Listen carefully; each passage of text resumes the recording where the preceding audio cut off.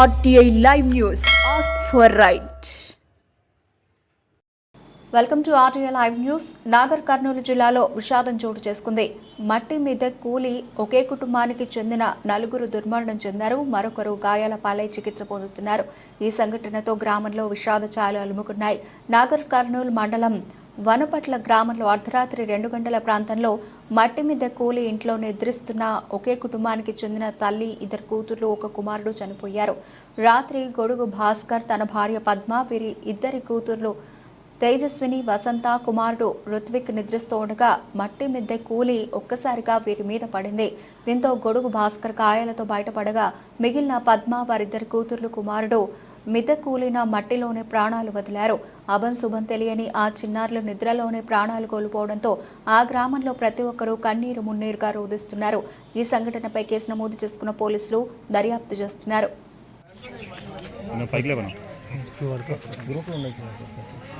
ఈరోజు వనపట్ట గ్రామం నందు ఒక ఇన్సిడెంట్ జరగడం జరిగింది. గ్రామం గిడుగు బాలస్వామి, గిడుగు బాలమ్మ ఇద్దరు అన్నదమ్ములు. వీళ్ళిద్దరు కూడా ఒక సౌడు మిద్దె ఉంటుంది, పురాతనమైన ఇల్లు. ఇప్పుడు ఉన్నటువంటి వర్షాలకు ఆ సౌడు మిద్దె తడిసి పాత ఇల్లు కాబట్టి అందులో ఉన్నటువంటి దూలాలు కూడా చచ్చిపోయినట్టుంది. గత రాత్రి గిడుగు బాలస్వామి యొక్క కొడుకు గిడుగు భాస్కర్, అతను తన భార్య పిల్లలతోటి రూమ్లో పడుకున్నప్పుడు రాత్రి 2 గంటల సమయంలో వర్షాన్ని తడిసినటువంటి సౌడు మిద్దె వాళ్ళ మీద కూడడం జరిగింది. అందులో గిడుగు భాస్కర్ యొక్క భార్య మరియు 3 పిల్లలు అందులోనే చనిపోవడం జరిగింది. భాస్కర్ మాత్రం గాయాలై ప్రస్తుతం హాస్పిటల్లో చికిత్స పొందుతూ ఉన్నాడు.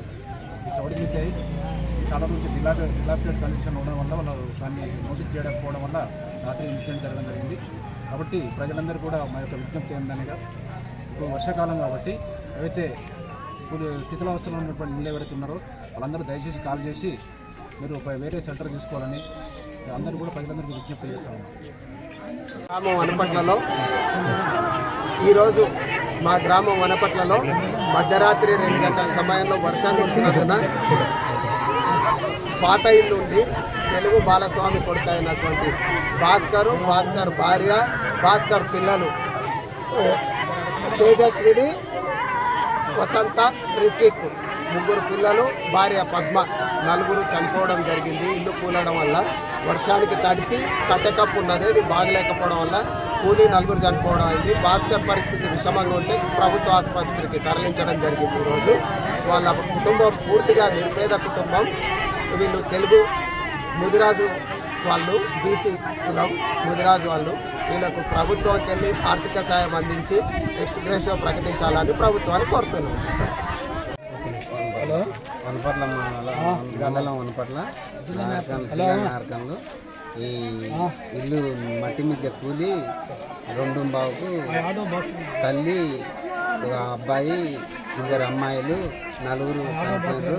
వాళ్ళ భర్త కూడా భాస్కర్ అందులోనే ఉంటే కొంచెం మట్టి తీసి మేము తలుపులు కొట్టి మట్టి తీసి తొందరగా బయటికి గుంజి ఆయనను కొంచెం శ్వాస ఉంటే ఏదలో నొక్కి ఆయనను ఆ హాస్పిటల్కు తరలించి హాస్పిటల్లో ట్రీట్మెంట్ పొందుతున్నారు. 4 మరణించారు. వాళ్ళు కూడా ట్రీట్మెంట్ గవర్నమెంట్ సార్లు తీసుకుంటారు. ఎన్ని గంటలకు కూలింది కరెక్ట్ మీద? 2:30కి కంప్లీట్గా కూలిపోయింది. తీసింది. చూసారు ఎమ్మడే చూసారా మీరు? ఎమ్మడే పడిపోయేదామంటే మా ఇంటికి మనుషులు వస్తే, మా పక్కింటి చిన్నమ్మ వస్తే మేము ఊరికి వచ్చినాం.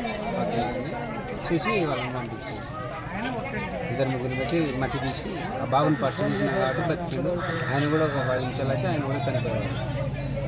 ఆయన ఊరికే డౌటే ఉంది.